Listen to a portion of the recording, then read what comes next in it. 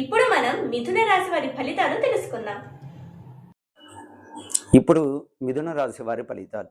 మిథున రాశి అనగా మృగశిర నక్షత్రం 3, 4 పాదాలు, ఆరుద్ర నక్షత్రం 4 పాదాలు, పునర్వసు నక్షత్రం 1, 2, 3 పాదాలు మిథున రాశి. ఈ రాశి వారికి ఆదాయం 8, వ్యయం 11. సంపద కన్నా ఖర్చు బాగా ఎక్కువగా ఉంది. కాబట్టి ఆచితూచి ఖర్చు పెడుతూ ఉండాలి. రాజపూజ్యం 1, అవమానం 7.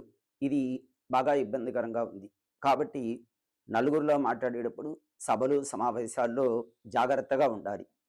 ఈ రాశి వారికి రచయితలకు, న్యాయమూర్తులకు యోగప్రదంగా ఉంటుంది.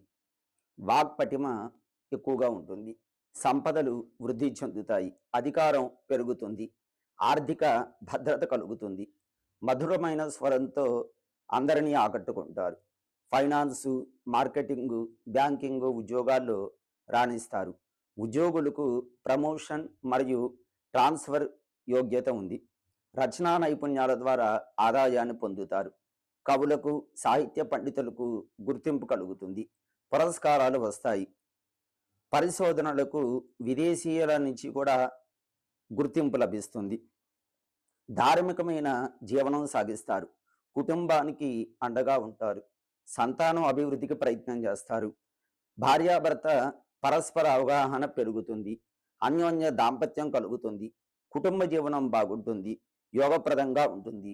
ఆరోగ్యం గతం కంటే చాలా మెరుగ్గా ఉంటుంది. బ్యాంకు, వాణిజ్య రంగ సంస్థల అధికారులు కొన్ని ఇబ్బందులు పడుతూ ఉంటారు. కాబట్టి జాగ్రత్తగా ఉండాలి.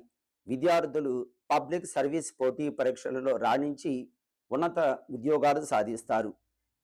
న్యాయాధికారులకు అనేక అవకాశాలు వస్తాయి. పొదుపులు ఎక్కువగా చేస్తారు.